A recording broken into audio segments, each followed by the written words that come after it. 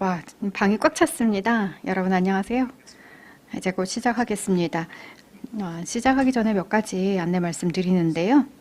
휴대전화가 지금 무음 모드가 아니거나 뭐 아이패드나 삼성 갤럭시나 뭐 이런 것들 있다면 무음 모드로 해주시기 바랍니다. 그리고 두 번째로 GDC와 세션 발표자들이 늘 이제 설문조사 결과를 보고 다음에 어떻게 좀 더 잘할까를 고민을 하거든요. 그러니까 시간이 있으실 때 꼭 설문조사를 작성해 주시기 바랍니다. 세 번째는 아마 저희가 시간을 조금 넘길 수도 있을 것 같아요.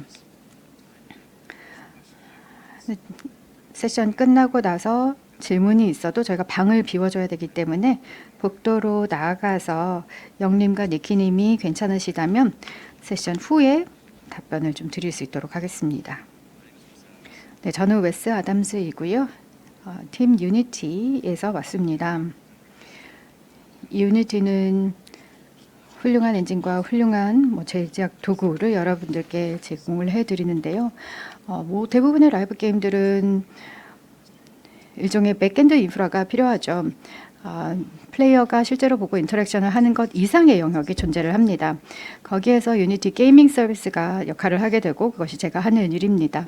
그래서 게임의 기본 백엔드 인프라를 제공을 하고 그리고 플레이어 인게이지먼트 툴을 제공을 해서 게임에서의 현황을 파악을 하고 또 최상의 경험을 제공할 수 있도록 돕는 일입니다. 이번 세션에 제가 기대가 매우 큰데요. 어떻게 보면은 저희가 유니티에서 하려고 하는 일을 가장 잘 보여주는 그런 예시입니다.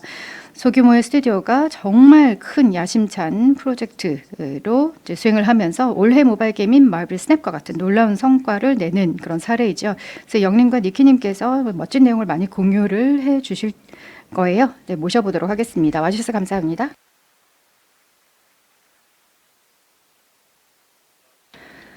네, 안녕하세요. 잘 작동되네요. 좋습니다. 네, 저기 파란색 셔츠를 입은 사람이 저인데요. 네, 팬데믹 때 머리를 길렀다가 최근에 잘랐습니다. 네, 시작하기 전에 이렇게 많이 와주셔서 감사합니다. 저와 니키가 이렇게 두 명의 프로듀서가 GDC에서 강연을 하기로 했을 때에는 반응이 어떻게 나올지 좀 확신할 수가 없었습니다. 저는 이 게임을 만든다는 예술과 과학이 너무나 재미있다라고 생각을 하고 있고 여러분들께 저희들의 이야기를 들려드릴 수 있도록 와주셔서 감사합니다. 저는 영우이고요. 현재 세컨드 디너에서 치프 프로덕션 오피서로 일을 하고 있습니다. 공동 창립자 중에 한 명이고요. 멋진 말 같은데 치프 프로덕션 오피서가 무슨 뜻이냐면요. 제 개발을 총괄을 하고 프로젝트와 팀의 전반적인 관리를 담당하고 있다라는 의미입니다. 세컨디너 회사의 모험 전에 저는 업계 최고와 함께 일할 수 있는 특권을 누렸습니다. 10년 동안 블리자드 엔터테인먼트에서 일을 하고 그 당시에 스타크래프트2나 디아블로3, 하스스톤과 같은 타이틀 작업을 했습니다. 그리고 니키는 저희 팀에 합류한 최초의 프로듀서인데요. 소개해 주세요. 네, 안녕하세요. 저는 니키입니다. 마블 스냅 팀의 수석 프로듀서입니다. 4년 전쯤에 합류를 했고요. 저는 아트, 오디오, 그리고 새로운 컨텐츠를 마블 스냅에서 지원하는 데 집중을 하고 있습니다. 여러분들 정말 100% 지지를 하시는 그 밸런스 변경도 했었고요. 세컨드 디너 전에는 블리자드에서 7년 동안 일을 하면서 QA, 비즈니스 인텔리전스, e스포츠에 이르는 다양한 역할을 했었습니다. 영님, 이렇게 관객들과 함께 셀카 하나 찍을까요? 제가 GDC 처음 왔거든요. 그래서 너무 특별한 순간이라 사진 한번 찍겠습니다. 다들 스냅이라고 해주세요. 네, 좋습니다. 감사합니다. 네, 발표를 본격적으로 시작하기 전에 마블 스냅을 모르시는 분들을 위해서 잠깐 소개해 드리도록 하겠습니다. 디지털 컬렉터블 카드 게임이고요. 모바일 그리고 지금 현재 엘리 액세스로 PC에서 제공이 되고 있습니다. 마블 멀티버스의 놀라운 영웅들과 악당들이 등장을 하고요. 플레이어가 이 세 개의 장소에서 로케이션에서 지배권을 놓고 전투를 합니다. 이제 마블 유니버스의 다양한 로케이션을 플레이어들이 경험을 하실 수가 있습니다. 그리고 제가 가장 좋아하는 부분은 엄청나게 방대한 카드 컬렉션이 있어서 플레이어들이 수집할 수 있다는 거고요. 그리고 아주 다양한 아트도 들어가 있습니다. 네, 말블 스냅 작업을 하면서 정말 좋아했던 것이 이제 아트 부분이고 잠시 후에 더 상세하게 말씀드리도록 하겠습니다. 이 카드가 살아 움직이는 것 보는 건 정말 멋있죠. 아시다시피 22년 5월에 소프트 런칭을 했고요. 그리고 작년 10월에 글로벌 런치를 하였습니다. 정말 운 좋게도 수백만 명의 플레이어들께서 저희와 함께 해주셨고요. 그리고 말블 스냅을 저희가 작업했을 때 좋아했던 것만큼 팬 여러분들께서 좋아해주고 계십니다. 많은 상에 후보로 올랐고 올해 최고 모바일 게임상을 수상하는 영예를 누렸습니다. 마블 스냅 플레이하시고 또 저희와 함께 여정 계속 해주신 점에 대해서 감사드립니다. 네, 어떻게 뭐 두 명의 투퍼슨 스튜디오로 2018년에 시작해서 어떻게 바뀌었나, 발전했나를 말씀드릴 텐데요. 세컨 디너 창립자이신 벤 브로드와 해밀턴 추의 사진입니다. 벤 로드의 차고 위에 방에서 이제 시작을 했는데요. 2018년도에 이렇게 시작해서 2022년도에 최고의 모바일 게임까지 정말 너무나 흥미진진한 모험이었습니다. 분명한 사실은 벤 브로드와 해밀턴 추만 이제 말블 스냅 출시하는데 기여한 것은 아니죠. 50명의 팀원들이 이렇게 놀라운 5월에 소프트 론치 기여를 해주셨고요. 저희의 이야기를 나눌 수 있게 되어서 대단히 기쁩니다. 영님께서 저희가 어떻게 시작했는지 말씀해 주시겠습니다. 네, 아시다시피 저희가 작년에 굉장히 성공적으로 글로벌 론치를 하였습니다. 제가 그 당시에 글로벌 론치의 첫 주에 당직 프로듀서였거든요. 그래서 뭔가 일이 잘못되면 저한테 전화가 온다라는 뜻이었습니다. 그래서 수백만 명의 사람들이 게임을 다운로드를 하고 설치를 하고 있었는데요. 솔직히 말씀드리면 말블 스냅의 론치가 제가 경험했던 가장 지루한 론치였습니다. 네, 감사합니다. 좀 의도적으로 박수를 쳐주시는 것 같은데요. 저희 디자인 담당 이사신 켄 에릭 님이 박수를 시작해 주셨네요. 정말 전화를 받을 사건이 전혀 없었습니다. 7일 내내 정말 잠 푹 잤고요. 여러분 어떨지 모르겠지만 이것은 정말 제 커리어상 유례가 없었던 일입니다.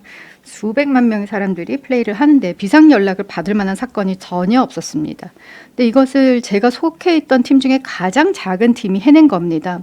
제가 가장 자랑스럽게 생각하는 것은 이 모든 것을 굉장히 잘 교육 잡힌 체계를 가지고 지속 가능한 방식으로 또 즐겁게 일하면서 거두었다라는 겁니다. 그래서 저희의 이야기, 어떻게 이런 성과를 낼 수가 있었는지 말씀을 드리겠습니다. 뭐 단지 투맨 쇼가 아닙니다. 그리고 50명만 나오는 쇼도 아닙니다. 말블 스냅과 같은 게임을 전 세계적으로 출시를 하려면 세계 최고의 파트너가 필요하죠. 저희 혼자 할 수가 없죠. 그래서 우선 누버스에 대해서 말씀드리겠습니다. 저희 아주 멋진 퍼블리싱 파트너인데요. 저희가 퍼블리셔를 찾을 때 중요하게 생각했던 것이 있었습니다. 저희와 비슷한 수준의 글로벌한 포부를 가진 곳이어야 됐고요. 그리고 그 포부를 뒷받칠 만한 리소스와 규모, 깊이를 가져야 된다는 것이었습니다. 그래서 뉴버스는 처음부터 마블 스냅의 글로벌 성공에 굉장히 강한 의지를 가지고 동참을 해주었고요. 마블 스냅 지원을 위해서 이렇게 얼빈 사무소를 사실 열기도 하였습니다. 저희 오피스 바로 옆 건물로 들어왔고요. 정말 긴밀하게 함께 일을 할 수가 있었습니다. 그리고 수백 명에 달하는 누버스 직원분들 사진입니다. 전 세계 흩어져서 일을 하고 계시는데 뭐 고객 지원, 커뮤니티 관리, QA, 마케팅 그 이외에 뭐 퍼블리싱과 게임의 운영 가능케 해준 다양한 핵심적인 역할을 해주셨습니다. 그래서 50명이 아니라 뭐 더욱더 많은 분들이 기여를 해주셨죠. 이런 개발 스튜디오를 작게 유지를 하면서도 저희가 해낸 모든 성과를 달성할 수 있었던 것은 핵심 전략이 있었는데요. 바로 업계 최고의 기술과 인프라 파트너와 함께 일하는 것입니다. 저희의 전략은 결국 저희 팀은 놀라운 플레이어 경험을 만드는 데 집중을 하는 거고요. 다른 부분들은 다 파트너를 통해서 해결을 했습니다. 예를 들어서 유니티와 파트너십을 통해서 엔진이나 여러 가지 운영 서비스를 활용을 했습니다. 세컨 디너에서 작은 팀으로 훨씬 더 많은 일들을 해낼 수가 있었던 거죠. 그래서 좀 더 자세하게 구체적으로 잠시 후에 말씀드리도록 하겠습니다. 저희가 유니티 스폰서 세션에서 발표하는 데는 이유가 있거든요. 그냥 착해서 저희를 불러주신 게 아니라 저희가 충분한 이유가 있기 때문에 잠시 말씀을 드리겠습니다. 네, 서두가 너무 길었죠. 본론으로 들어가겠습니다. 두 명이 차고에서 정말 올해 최고 모바일 게임을 만드는 것을 꿈꿉니다. 어디에서 시작해야 할까요? 저희가 세컨드 디너에서 게임을 만드는 방식의 핵심은 이겁니다. 뭔가 플레이가 가는 걸 빠르게 빌드를 해서 그걸 최대한 많이 플레이를 해보는 겁니다. 저희가 말블 IP를 가지고 콜렉티블 카드 게임을 만들기로 결정하고 며칠 내에 벌써 프로토타이핑을 시작을 했습니다. 여기 벤 브로드의 예전 명함에다가 뒤에다가 글씨를 막 써서 이거 그냥 직접 플레이를 해본 겁니다. 브로드가 이제 기억하기로는 이 당시에 초기에 만들었던 이런 종이 프로토타입이 정말 창피할 정도로 재미가 없었다라고 하더라고요. 그래서 그 경험 덕에 부족함을 깨달았죠. 이렇게 차고에서 손으로 쓴 종이 카드를 들고 게임을 하는 게 좀 어찌 보면 좀 정말 재미없을 것 같지 않으세요? 근데 왜 그렇게 했냐면요, 뭔가 플레이를 할 수 있는 것을 빠르게 만들어서 참 슬라이드 잘못 넘겼네요. 일단 바로 직접적으로 플레이를 해보면 해볼수록 지금 플레이를 하는 것에 대해서 훨씬 더 스마트하게 볼 수가 있습니다. 최대한 빠르게 스마트해져야 다음에 무엇을 빌드를 할지 알 수가 있는 것이죠. 이렇게 빌드를 해보고 그다음에 플레이를 하고 더 스마트해지는 사이클을 몇 주 돌리고 나니 말블 스냅처럼 보이는 뭔가가 이제 서서히 표면으로 떠오릅니다. 이 친숙한 더블린 큐브가 저기 왼쪽에 있는 주사위이고요. 그리고 랜덤 로케이션의 작동 원리가 보이기 시작합니다. 그래서 빌드를 하고 플레이를 해보고, 물론 창피할 정도로 재미없어도 괜찮습니다. 그러면서 계속 스마트해지는 겁니다. 새로운 아이디어를 내놓는 것도 쉽게 만들었습니다. 프린트를 해서 신속하게 본인의 카드를 만들어서 플레이를 계속 해보는 거죠. 계속 빌드를 하고 플레이를 하면서 이 말블 스냅에서 무엇이 재미를 느낄 수 있게 하는지를 캐치를 해 나갔습니다. 만약에 제 커리어의 초기였다면 프로젝트 이 상태에서 굉장히 오래 있었겠죠. 엔지니어링 팀 찾고 카드 게임 엔진 만들고 그랬을 겁니다. 그런데 지금은 2023년입니다. 유니티 같은 놀라운 툴을 사용을 하면 대규모 팀이 필요 없습니다. 다 아시죠? 게임 개발은 그 어느 때보다도 민주화가 되었습니다. 그래서 저희 같은 경우에는 유니티를 쓰고 또 벤 브로드라는 개발자 한 명이 2주 동안 작업을 하니 이런 프로토타입이 생겼습니다.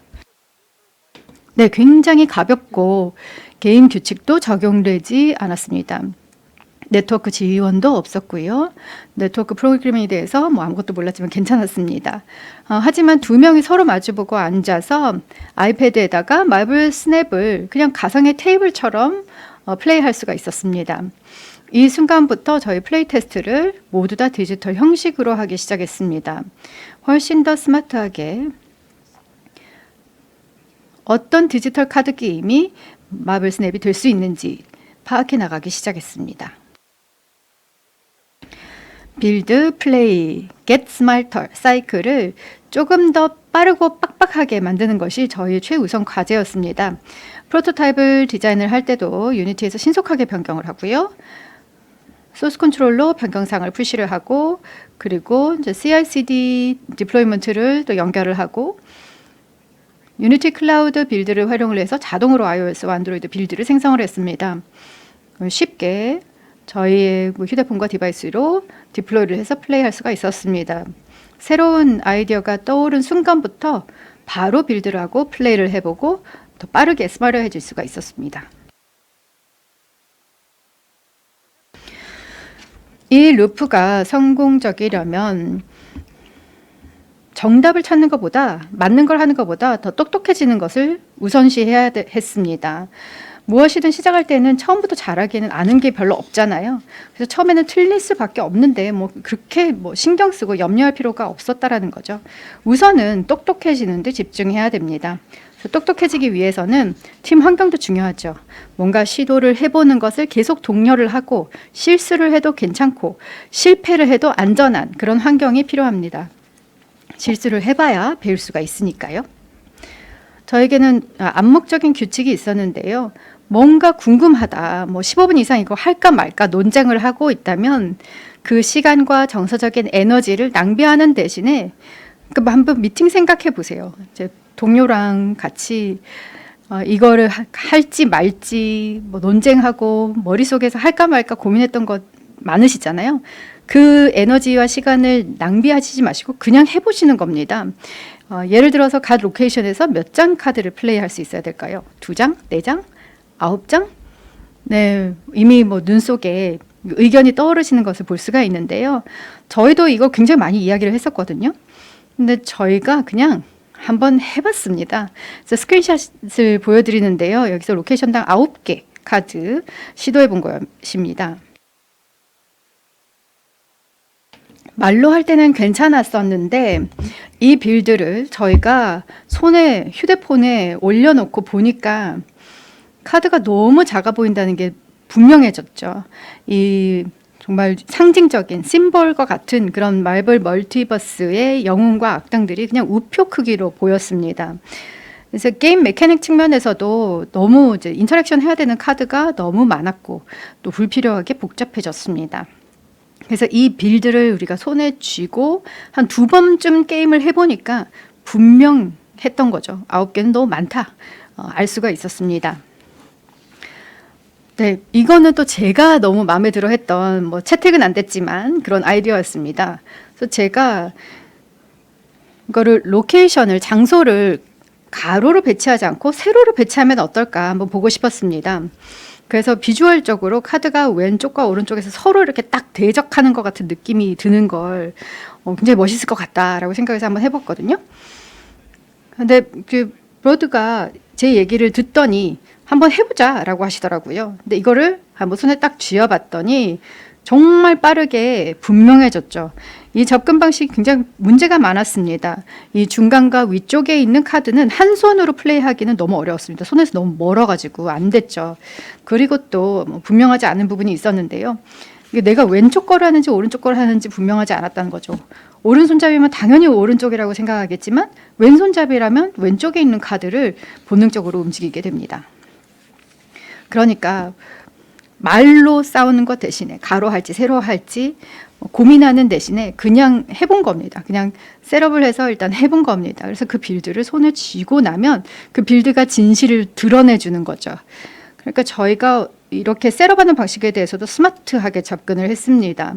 그러니까 이렇게 뭔가 새로 해보는 것에 대해서 시간과 노력을 효과적으로 투입을 한 것이죠. 그래서 뭔가 새로운 것을 시도를 해보면서 시간과 노력을 절약을 하려고 하였습니다. 그래서 이 방법을 터득을 해야만 계속해서 지속 가능한 방식으로 빠르게 움직일 수가 있습니다. 그래서 2018년 12월이 되었을 때 5명의 창립 멤버가 사진에서 너무 젊어 보여서 갑자기 살짝 우울해지는데요. 네, 저희가 첫 번째 실제 사무실로 이사를 들어갔습니다. 30평도 안 되는 작은 사무실이었고 화장실 가려면 건물 밖으로 나가야 되는 그런 사무실인데요. 이 사무실이 그렇게 그립지는 않습니다. 이 사무실에서 다시 이제 여행을 시작했습니다. 4개월 동안 5명의 개발자들이 유니티를 사용을 해서 빌드, 플레이하고 매일매일 더 똑똑해졌습니다. 그래서 이 빌드로 저희가 도달을 했습니다. 저희 아트 디렉터인 자마로가 아트패스를 임시로 시작을 했고요. 게임이 완전히 네트워크 지원이 되어서 휴대폰에서 서로 앞에 앉을 필요 없이 자연스럽게 플레이할 수가 있었습니다. 그래서 스타벅스로 가는 그 차 안에서 서로 이렇게 게임을 해보는 그런 기억이 떠오르네요. 그리고 게임 규칙도 시행하기 시작했습니다. 그래서 단순하게 가상의 테이블탑이 아니라 규칙을 집행하기 시작했습니다. 그래서 눈을 살짝 흐리게 뜨면 4년 후에 출시될 게임이 희미하게 보입니다. 그래서 낙서로 시작을 했던 것에서 데모가 가능한 게임으로 이제 옮겨왔던 거죠. 그래서 그 당시에 마블과의 계약이 이제 마무리가 되었고 글로벌 타이밍을 2022년으로 이제 확보를 할 수가 있었습니다. 그래서 이 5명이 조그만 사무실에서 고민을 했던 거죠. 여기에서 어떻게 수백만 명이 우리의 게임을 하도록 어떻게 만들까 고민을 했습니다. 살짝 무섭죠. 네, 저희가 계속해서 스마트하게 마블 스냅에서 어디가 재미있을 것인지를 파악하기 시작했습니다. 뭔가 빌드를 하고 플레이가 가능한 걸 만들고 바로 플레이를 해보면서 스마트해졌습니다.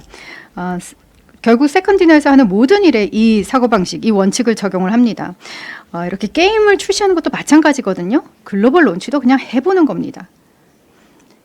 일단 게임을 최대한 빨리 한번 론치를 해보고 운영을 해보고 할 수 있는 만큼요. 그 다음에 계속해서 교훈, 학습, 배우고 깨달으면서 더 나은 게임을 만들 수 있도록 스마트해지는 겁니다. 이게 무슨 뜻이냐면요. 2019년부터 그러니까 데모 가능한 데모 빌드를 만들고 나서 매 7, 8개월마다 저희가 게임을 론치를 했습니다. 좀 더 수를 더해가면서 특정 플레이어 기반의 론치를 한 것인 거죠. 그래서 한 번에 한 30일에서 60일 동안 운영을 했습니다.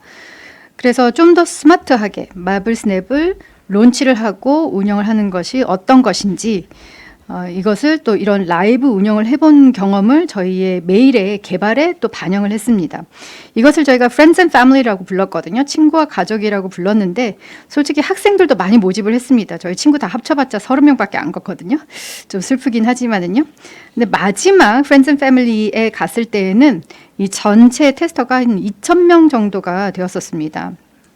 그래서 여기에서 핵심은 매번 이렇게 그 Friends and Family를 반복할 때마다 훨씬 더 저희가 스마트해졌고요. 저희가 진짜로 론치를 하고 고 라이브 할 때 어떤 모습이어야 될지를 분명하게 깨닫기 시작했다는 겁니다. 이렇게 리허설을 해본 것과 마찬가지죠. 네, 니키는 이 첫 번째 Friends and Family 시작하기 전에 합류를 했었습니다. 그래서 이 모든 것들을 진행하는 그 책임을 지고 있었는데요. 니키께서 말씀해 주시겠습니다.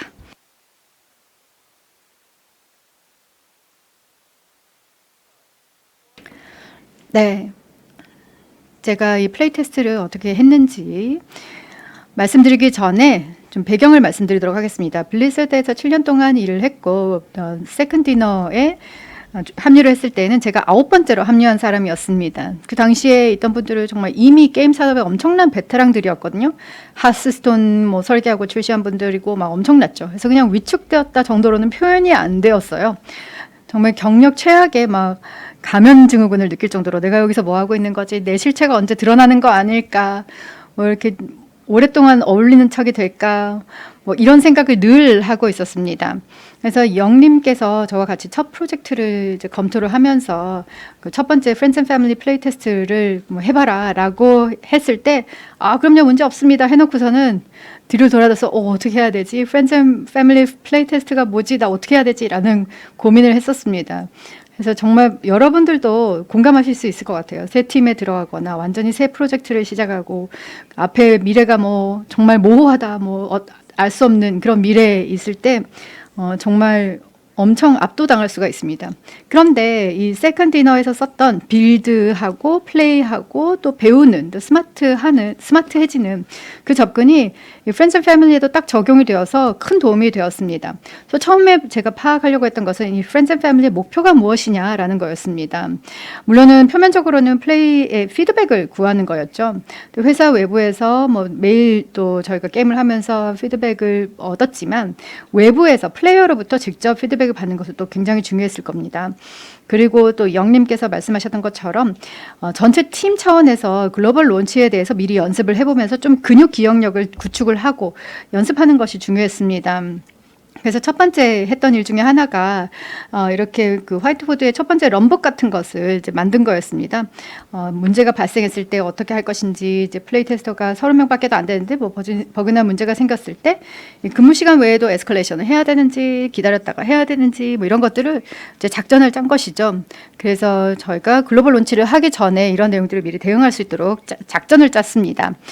저희가 소규모 스튜디오였기 때문에 이제 이 플레이 테스터의 NDA를 받는 것도 큰 일이었습니다. 소규모 팀이고 경험이 없었기 때문에 변호사들도 너무 바빴기 때문에 너무 비싸고요. 그래서 NDA를 해본 적은 없지만 뭐 저희가 써서 변호사들과 검토하고 이런 처음에 Friends and Family 테스트를 할 때 해결해야 될 것이 굉장히 많았습니다. 그리고 또 다른 목표 중에 하나는 그 플레이어와 커뮤니케이션 하는 방법을 구축을 하는 거였습니다. 그래서 첫 번째는 그냥 이메일을 썼거든요. 뭐 별로 안 어렵고 그냥 굉장히 간단하고 저희가 유니티를 사용을 해서 게임 빌드를 했기 때문에 유니티 클라우드 빌드 링크를 가져와서 플레이어들한테 이메일로 보내고 게임 한번 해보세요. 그 최신 패치 한번 봐보세요라고 한 다음에 뭐 피드백 받고 반복 이터레이션을 하고 버그 픽스 하고 새로운 컨텐츠를 담아가지고 또 새 링크 보내고 할 수가 있었습니다. 30명일 때는 괜찮았거든요. 그런데 저희가 그 대상층을 계속해서 늘려가면서 이메일은 좀 번거로워졌습니다. 그래서 슬랙은 어때? 라고 하시더라고요. 내부적으로 슬랙을 쓰고 있었고 그냥 뭐 사진이나 뭐 버그 같은 것도 복사해서 그 월크 슬랙으로 전환하고 피드백 받는 것도 굉장히 쉬울 것 같았습니다. 그런데 저희가 집중하고 싶었던 것은 단순하게 의사소통만 하는 것이 아니라 저희가 실제로 글로벌 론치를 할 때 무슨 툴을 쓸 것인지 연습을 하고 싶었거든요. 그래서 저희는 분명히 스냅을 슬랙에서 관리를 하지 않을 거다라는 것을 알 수가 있었습니다. 그래서 디스코드를 선택을 하게 되었습니다. 그래서 세 번째 Friends and Family에서는 디스코드를 선택을 했는데요. 플레이어와 소통을 하는 그런 루틴 만들고 또 근육 메모리, 이 머슬 메모리를 만들기 시작한 겁니다. 그 당시에는 팀이 또 많이 커져가지고요. 모두 디스코드에 들어오면서 모든 플레이 테스터와 참여를 하고 커뮤니티에서 관여하는 방법을 또 배우기 시작했습니다. 그래서 세컨드날 많은 개발자들이 플레이어들과 진짜 페이스 투 페이스로 이야기를 하면서 피드백에 대해서 질문을 하고 정말 이 게임을 개선하기 위해서 이제 플레이어들이 뭘 원하는지 그 버그도 좀 더 막 깊이 파헤치면서 배울 수가 있었습니다. 그래서 여기 사진에서도 여기 아트에서의 플레이 테스트 완료했다라고 막 기념하는 그런 순간들도 있었고요. 여러 가지 특별한 순간과 이정표들을 제가 세 번째 Friends and Family로 이어갈 수가 있었습니다. 그래서 계속해서 반복하기를 원했죠. 디스코드 이외에도 저희가 네 번째 Friends and Family 때에는 버그 추적을 좀 더 개선하고 싶었습니다. 그래서 백트레이스라는 툴을 추가를 했는데요. 저희 정말 잠재력을 크게 열어서 이 플레이어가 직면한 버그라든지 아니면 익셉션 같은 그런 문제들을 더 이해할 수가 있었습니다. 그래서 뭐 버그가 이랬어요라고 막 설명을 길게 장황하게 작성하지 않아도 되는 거죠. 그냥 디스코드에서는 마블 스냅 내부에서 버그 리포트를 자동화를 해줘서 바로 보여주었기 때문입니다.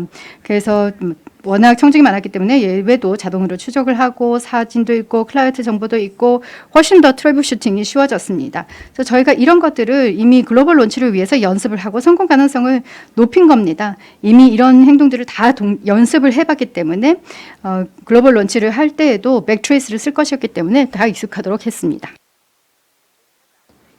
백트레이스 외에 꼭 필요하다고 생각한 다른 툴 중 하나는 게임 안에서 플레이어와 직접 소통할 수 있는 방법이었습니다. 많은 분들이 디스코드에 참여를 해주셨고 저희도 감사했지만 게임 안에서 무슨 일이 일어나고 있는지 알 수 있는 방법도 필요했습니다. 그래서 고객 서비스 툴인 브레이즈와 헬프 시프트라는 고객 서비스 툴을 찾았습니다. 브레이즈는 저에게 굉장히 강력한 툴이 되었습니다. 예전과 마찬가지로 브레이즈와 헬프 시프트를 가져와서 초기에 Friends and Family 플레이테스트에 반영을 했습니다. 그래서 그 근육 기억을 다시 한번 쌓기 위해서 툴을 배우고 경험해 볼 수 있는 기회가 되었습니다.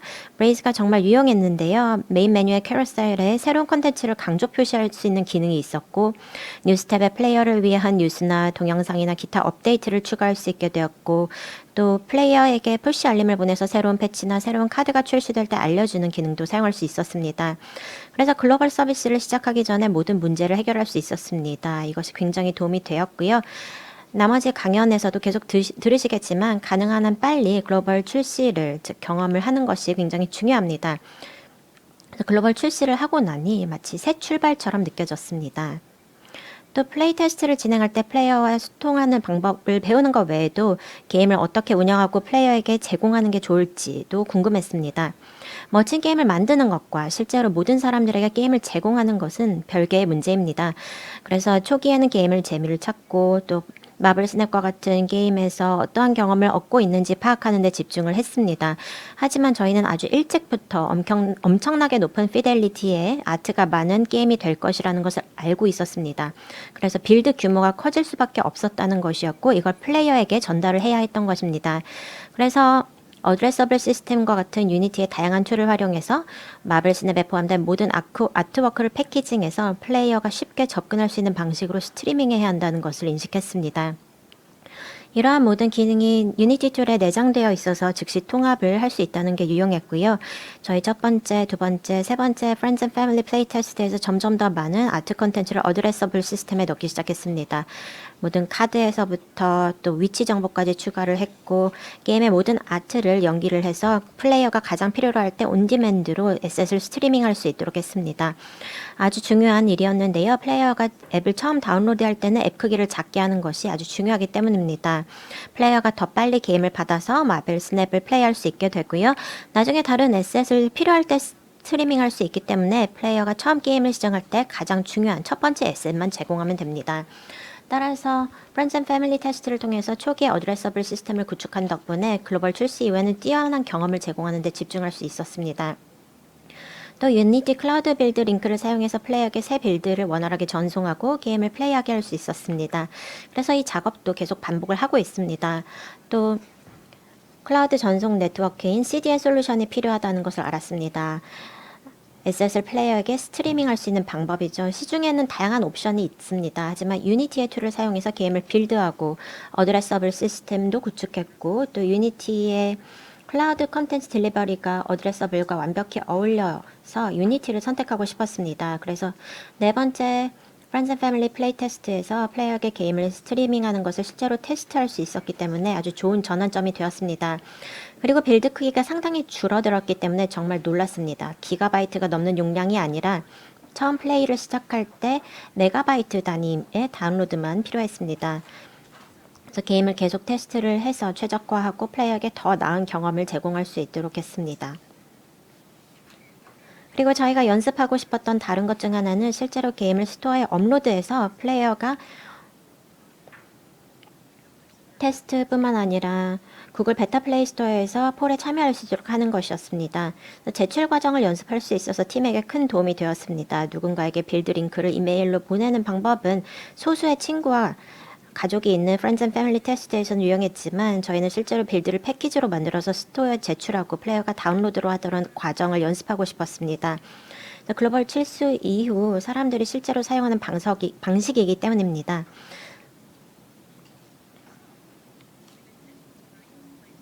그래서 이런 플레이 테스트 후에 이제 세컨 디너 팀에서의 제 첫 번째 프로젝트 중 하나가 바로 Friends and Family 테스트였는데요. 이것이 굉장히 성공적이었습니다. 그래서 영이 여기서는 뭘 더 바라겠어 라고 생각을 했는데 그때쯤 영님께서 니키 팀에 오신 걸 환영해요. 여기 오게 되어서 정말 기쁜데 2020년까지 1000개의 에셋을 만들어주세요 라고 하시더라고요.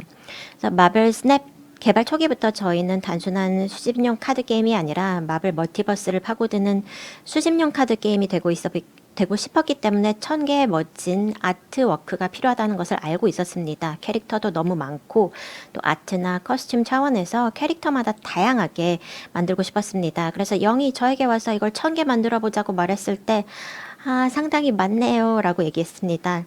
그래서 괜찮아요, 할 수 있어요 라고 했지만 또 겁이 났습니다. 그래서 아트 디렉터에게 가서 물어봤죠.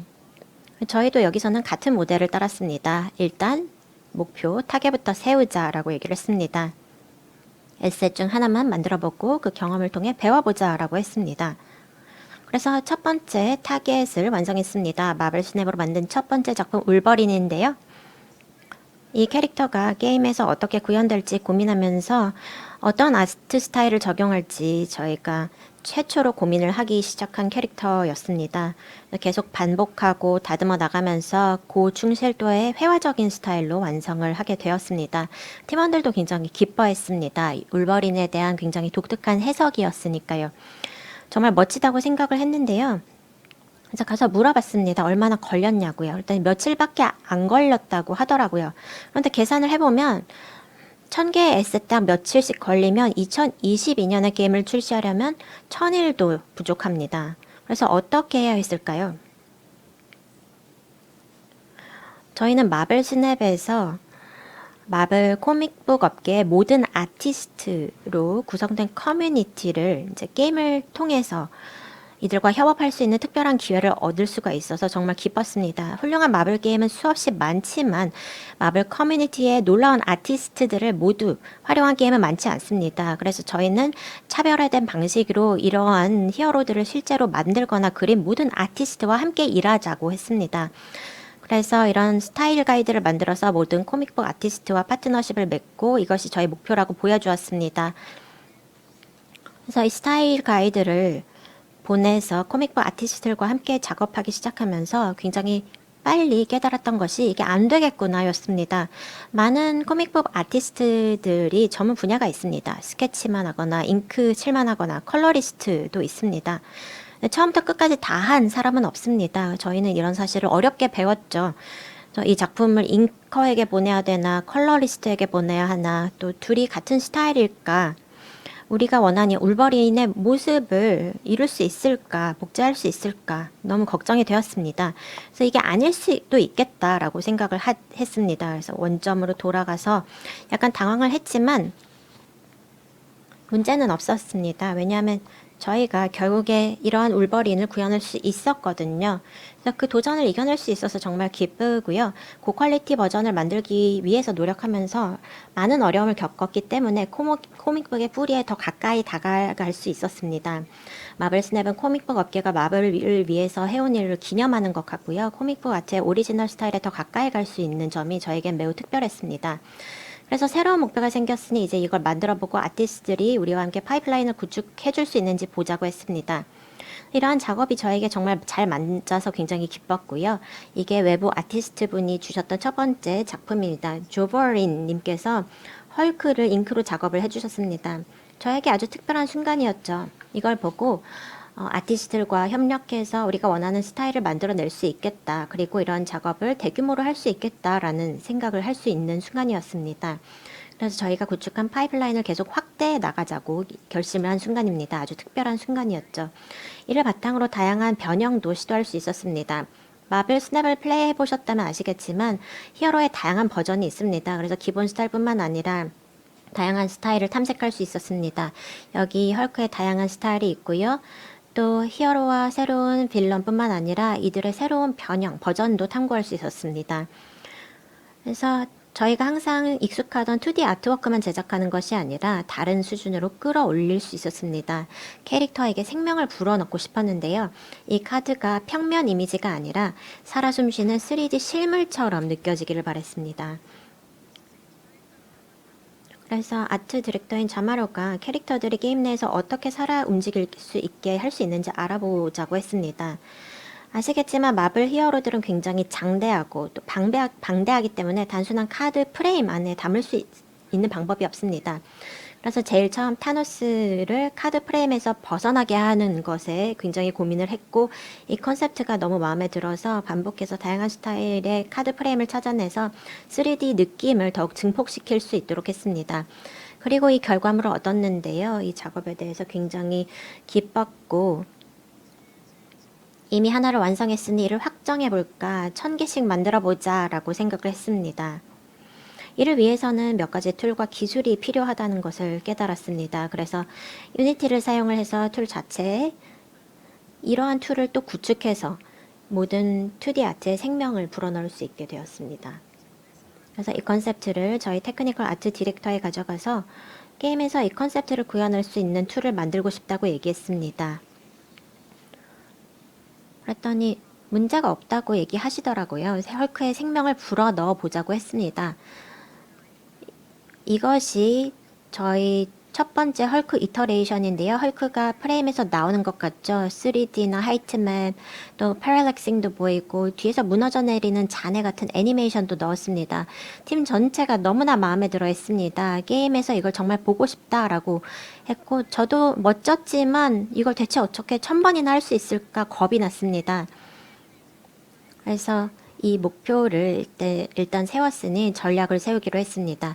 세컨드 이너는 굉장히 작은 규모의 팀입니다. 그래서 소규모 팀을 강화할 수 있는 툴을 만들 방법을 생각해 봤습니다. 2D 아티스트가 유니티를 사용해서 2D 에셋을 3D로 만들 수 있는 기능을 제공하는 툴을 어떻게 만들 수 있을까 고민했습니다. 그래서 저희가 캣이라고 애칭을 붙인 카드 아트 툴을 만들었습니다. 캣은 팀이 유니티를 가지고 작업하는데 큰 도움이 되었습니다. 타입 맵도 스컬핑할 수 있었고 툴 내에서 캐릭터의 애니메이션을 적용할 수 있었고 툴에서 직접 보고 플레이어가 경험하는 것과 똑같이 체험할 수 있었습니다. 여러 툴을 옮겨 다니고 임포트하고 카드를 경험하고 다시 가서 수정하고 다른 툴로 이동해야 하는 번거로움이 사라졌습니다. 모두 유니티 안에서 할 수 있었고요. 모든 작업이 굉장히 원활해졌습니다. 또 빠르게 배우고 반복할 수 있었죠. 타노스가 프레임을 탈출하게 한다는 타겟이 있었고 또 헐크에 대한 타겟도 있었고 내부적으로 아티스트들이 이 툴을 사용을 하고 빠르게 반복하고 개선해서 외부 벤더와 공유할 수 있는 결과물을 만들 수 있었습니다. 업계 최고의 만화 아티스트들과 파트너를 관계를 맺은 것처럼 저희는 캣툴을 이용을 해서 카드의 생동감을 불어넣고 패럴럭스 하이트 맵과 3D 분위기를 구현하기 위해서 훌륭한 스튜디오와 함께 일을 했습니다. 유니티에서 이런 툴을 쉽게 빌드하고 밴드와 공유할 수 있어서 너무나 유용했습니다. 또 카드를 계속 제작하면서 많은 걸 배웠는데요. 샤일록은 저희가 초기에 만든 카드 중 하나였는데 헐스크에는 없었던 더 애니메이션 효과를 넣자, 특수 효과를 넣자라고 했습니다. 툴을 외부 벤더와 공유할 수 있을 정도로 계속 개선해 나갔습니다. 또 유니티를 사용하면 게임에서 캣툴의 일부만 잘라내서 외부 벤더와 공유할 수 있었고요. 파트너가 툴을 사용할 수 있도록 쉽게 온보딩하고 확장할 수 있었습니다. 또 개인적으로 정말 특별했던 점은 전 세계의 스튜디오들과 협력해서 이 카드들을 만들 수 있었다는 것입니다. 저희 팀은 주로 영어를 구사하는데 그들이 영어를 하든 말든 상관없었습니다. 팬데믹이었는데 스크린샷으로 이러한 카드를 공유하고 저희가 어떻게 그림을 그리고 조각을 하는지 보여줄 수 있었습니다. 언어가 같지 않아도 같은 공유 툴을, 협업 툴을 사용을 해서 카드에 생명을 불어넣을 수 있었습니다. 그래서 카툰 아티스트들과 함께 제작한 모든 2D 아트에 대한 스타일 가이드를 만들었던 것처럼 캣용 스타일 가이드를 만들면서 다양한 레이어나 하이트, 매핑 방법, 스컬프팅 방법, 카드에 생명을 불어넣는 방법에 대해 많이 배웠습니다. 많은 버그와 문제가 시간에 따라 발견이 되었고 개발 초기에 이 파이프라인을 구축한 덕분에 이를 해결을 하고 에셋에 생명을 불어넣기 을 수 있게 되었습니다. 저희는 외부에 있는 8명이 넘는 아티스트와 함께 내부에 8명이 함께 협업을 해서 런칭 당시에 1000개의 에셋을 완성을 해서 굉장히 자랑스럽게 생각합니다. 이제 영님께서 더 많이 말씀을 해주시겠습니다. 네, 니키님 감사합니다.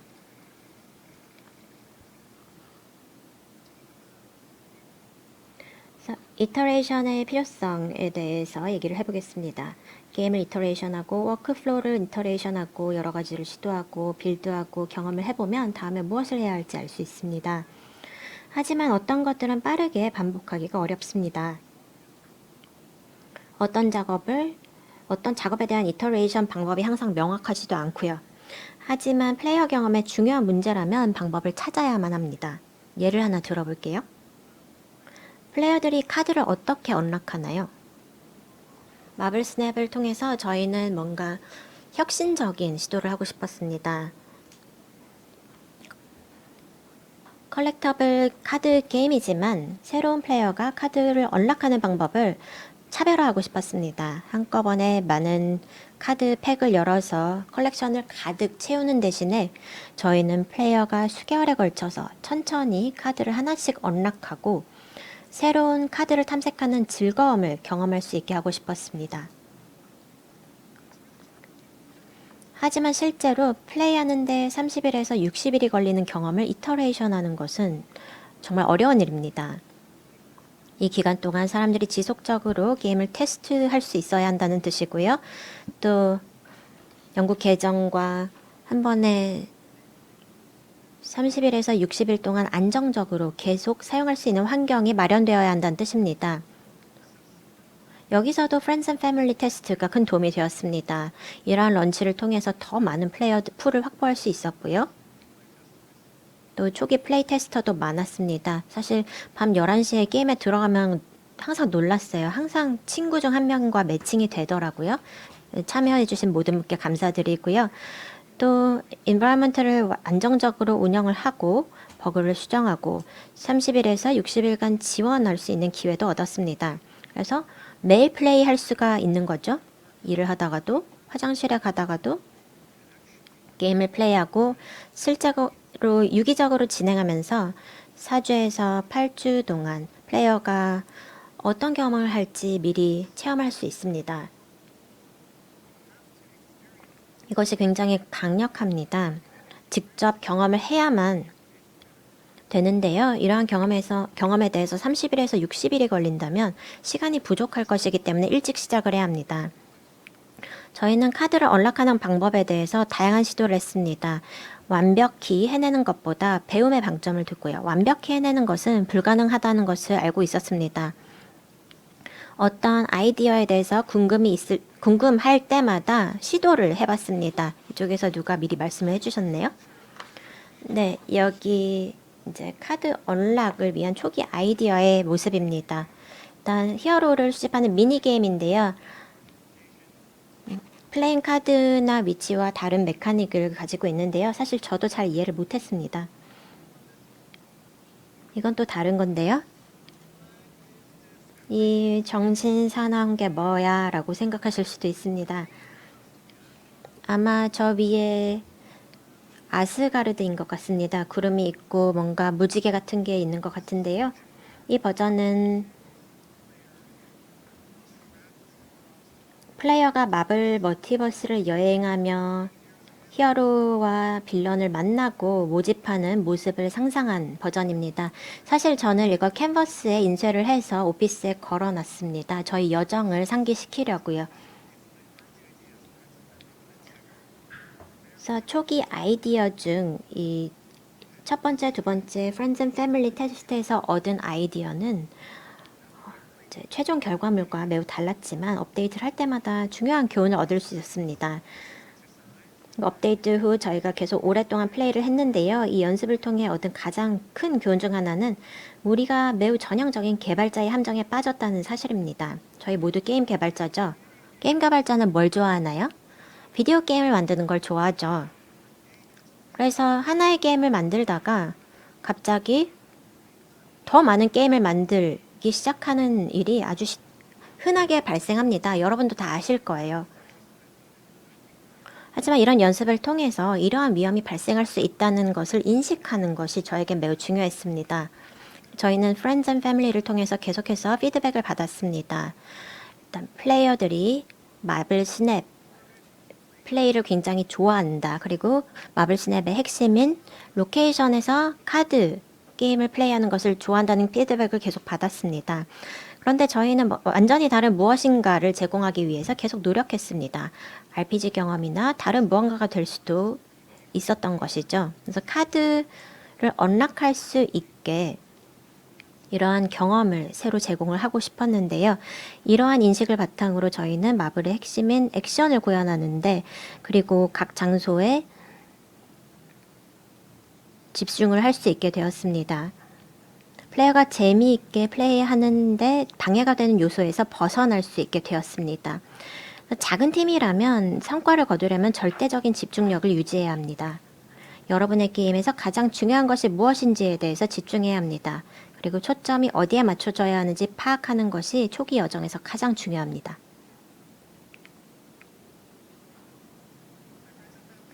Friends and Family 3에 왔을 때 이제 똑같아 보이긴 하는데요. 여기서는 카드 언락 속도와 카드가 어떤 순서로 언락되어야 하는지에 초점을 두었습니다. 마블 스냅의 재미를 방해하는 부수적인 요소는 모두 제거했습니다. 그리고 플레이어가 카드를 언락하는 방법을 간소화했습니다. 결국 게임을 플레이하는 거니까요. 미션을 완수하고 크레딧을 얻고 이것으로 더 많은 카드를 언락하고 좋아하는 마블 스냅을 더 많이 플레이하게 하는 것입니다. 그래서 방해물을 많이 제거했습니다. 그리고 이렇게 간소화된 루프는 저희가 쇼핑한 메타게임의 코어가 되었습니다. 지금 저희 빌드 맵에서도 보이실 텐데요. 이걸 보면서 이 팀은 이렇게 많은 시도를 했던 게 엄청난 시간 낭비 아니었나? 라고 생각하실 수도 있습니다. 하지만 실패한 시도를 효율적으로 일단 실험을 해봤다는 것, 그리고 실패를 배우는 것, 이 저희 학습 과정에서 매우 중요했습니다. 이를 통해서 보다 혁신적이고 우아한 결과물을 실현할 수 있었습니다. 또 플레이어들이 보면 아주 멋져 보이는데요. 저희가 배워야만 이런 결과물을 얻을 수 있는 것입니다. 프로덕션 관련 강연이니까 이런 건 다음에 기회가 있으면 더 말씀을 드리겠습니다. 저는 니키와 마블 스냅 게임이라는 재미 요소에 대해서 많이 얘기를 했습니다. 또 더 많이 배워야 한다라는 점, 그리고 저희가 게임의 핵심적인 요소에 대해서 더 많이 배워 나가고 있다는 점에 대해서 자주 얘기를 했습니다. 그리고 컨텐츠를 제작하는 방법, 또 런칭과 운영에 대해서도 많이 배울 수 있었습니다. 3번의 테스트가 한 1년 반 정도 걸렸는데요. 그 즈음에 이제 출시에 가까워졌겠구나라고 생각을 하실 겁니다. Friends and Family 4 단계에서는 shipping할 준비가 되었겠지라고 생각을 하실 겁니다. 근데 shipping 준비가 되었는지를 어떻게 판단할 수 있을까요? 일단 해보는 겁니다. 출시 가능한 게임을 만들고 출시를 시도해 보는 겁니다. 물론 실수는 생기겠죠? 하지만 더 배울 수 있습니다. 그래서 2021년 5월에 T-1.5년이었고요. 저희가 지켜야 하는 계약도 있었습니다. 이때 Friends and Family 4를 런칭했습니다. 이 버전에는 알파라고 특별한 이름을 붙였습니다. 그 이유는 팀원 모두에게 이번에는 출시할 수 있는 빌드를 만든다는 명확한 목표를 전달하고 싶었기 때문입니다. 그런데 이 세상과 우리의 빌드를 공유한다 라고 얘기를 해주면 팀원들이 어떻게 행동할까요? 사람들이 지금 패닉을 하는 것 같은 모습이죠.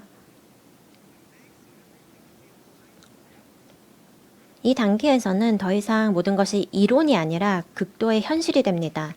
모두의 꿈과 소망이 수면 위로 떠오르고 모두가 감성적이 되면서 자기가 항상 꿈꿔왔던 것을 빌드에 마구마구 집어넣기 시작합니다. 이것이야말로 세상이 체험할 빌드가 될 테니까요. 이게 Friends and Family 4 빌드입니다. 새로운 메타 시스템을 우겨 넣었고요. 여기 인피니티 스톤도 차용했습니다. 오른쪽에 6개 정도 보이시죠? 이제는 어떻게 작동하는지 기억도 안 나네요. 또 배틀 모드, 새로운 게임 모드도 우겨 넣었습니다. 사실 몇 달 전에 마블 스냅에 실제로 릴리스를 하기는 했습니다. 멋지기도 하고요. 하지만 혼자서 하는 스냅이 아니라 이건 상대방과, 그러니까 똑같은 상대방과 여러 개의 스냅 게임을 하는 아주 재미있는 방법입니다. 근데 한 빌드에 너무 많은 게 들어간 거죠. 또 주간 랭크라는 컨셉도 넣었는데요. 이것도 사실 지금은 잘 기억이 나지 않습니다. 그리고 여기 지금 큐브가 어디 있는지 모르겠어요. 왼쪽에 이 보라색이 뭔지 잘 모르겠습니다. 인피니티 스톤이어야 할 것 같은데요. 그래서 Friends and Family 4가 shipping 준비가 된 상태였을까요? 전혀 아니었습니다. 전혀 아니었습니다.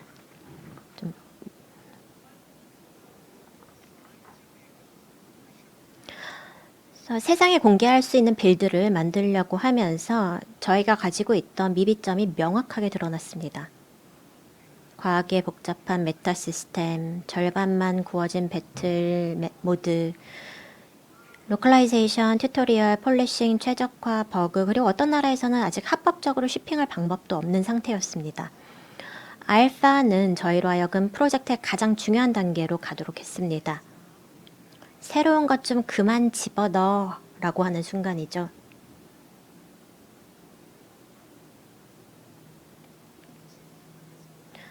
보통은 이러한 인식을 너무 늦게 하게 됩니다. 마지막 단계에서 팀원들은 압박을 느끼게 됩니다. 그래서 알파의 목표는 실패가 용인되는 단계에 이런 압박감을 자아내는 것이었습니다. 그러면 시도하고 배우고 대응할 수 있으니까요. 그래서 이때 저희는 빌드에 이미 멋진 게 많으니까 더 넣기보다는 포기해야 할 때다라는 인식을 했습니다. 그리고 마블 스냅을 빛나게 하는 핵심 요소에 집중하게 되었습니다. 그래서 21년 12월에 다시 한번 저희가 시도를 했습니다. 10개월 남았고요. 시간이 점점 부족해지고 있죠. 그래서 다시 공개할 수 있는 빌드를 만들고자 했습니다. 그래서 알파와 Friends and Family 5 사이에 6개월 사이의 간격을 둔 시점이었는데요. 합리적인 수준에서 런칭 가능한 빌드를 만드는 데 집중했습니다. 알파 덕분에 법규 준수나 서드파티 로그인 통합 등 멋진 기능들은 아니지만 꼭 필요한 일들을 완수할 수 있었고요. 튜토리얼 게임, 또 인게임, 게임 외부, 최초 유저 경험, 뉴 플레이어 시즌 패스, 또 직관적인 랭킹 시스템을 중심으로 한 다크한 경쟁 모드도 간소화했고요. 처음으로 계절별 컨텐츠를 런칭하기도 했습니다. 또 카드백을 개선하는 방법도 배웠습니다.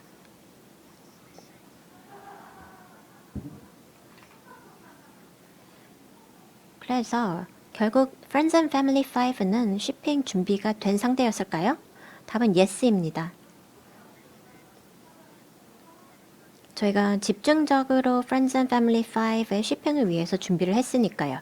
그리고 shipping 이후에 출시할 준비가 된 빌드였다라는 것을 저희가 바로 알 수 있었습니다. 그래서 2022년에 저희는 아주 편안한 마음으로 출시일을 10월로 발표할 수 있었습니다. 그래서 마케팅 팀과 다른 퍼블리싱 관련된 팀이 자신 있게 아주 훌륭한 글로벌 런칭 전략을 수립할 수 있었습니다. 빌드가 완성이 되었고 shipping할 준비가 되어 있었죠. 이것은 제가 팀원들과 공유한 2022년 1월의 로드맵과 거의 일치했습니다. 여기 로드맵을 보여주면서 어떻게 글로벌 런칭을 할지 얘기를 했었거든요. 그리고 Friends and Family 5를 완성할 시점에는 이미 2,000개의 인바이트를 달성했습니다. 그리고 테크니컬 클로즈드 베타에서는 5배 많은 10,000명을 달성했습니다. 그리고 필리핀에서 6월에 상업적으로 런칭을 했을 때 10,000명에서 최대 10만 명의 유입을 기대할 수 있었기 때문에 자신감이 생겼습니다. 저희가 지난 3년간 해왔던 일들이 소프트 런치 중에 성공을 위해서는 필수적이라는 것을 깨달았습니다. 그래서 마일스톤을 하나 넘을 때마다 새로운 것을 많이 배웠습니다. 또 기억하실지 모르겠지만 넥서스 이벤트는 정말 괴로운 교훈이었습니다. 하지만 값진 교훈이기도 했습니다. 시스템에 신규 카드를 추가하는 방법을 배울 수 있는 기회였으니까요. 결국 글로벌 런치는 성공적이었고요. 수년간의 몸에 새겨진 교훈들이 결실을 이루는 순간이었습니다. 그리고 글로벌 런치는 시작에 불과했습니다. 저희는 지금도 새로운 것을 빌드하고 플레이어들과 공유하고 그들이 플레이하는 방식을 관찰하고 다음 단계에 대한 교훈을 얻고 있습니다. 저희는 데이터와 애널리틱스 파이프라인에 많은 투자를 했고 데이터브릭스, 루커 등의 툴을 사용해서 완전한 루프를 구축했습니다. 새로운 것을 시도하고 플레이어들의 행동을 보고 배우고 있습니다. 네, 오늘은 세컨 디너의 마블 스냅 개발 런칭 경험을 공유드렸습니다. 저희가 하는 가장 중요한 일은 빌드, 플레이, 그리고 더 똑똑해지는 것입니다. 완벽함보다는 배움을 추구하셔야 합니다. 그리고 팀원들이 새로운 것을 시도하고 실수할 수 있는 환경을 조성해 주세요. 그래야 배웁니다. 그리고 회의감이 들 때는 일단 한번 해보세요. 저의 경험이 여러분께도 도움이 되었으면 합니다. 오늘 오랜 시간 함께 해주셔서 감사합니다. 즐거운 시간 보내세요.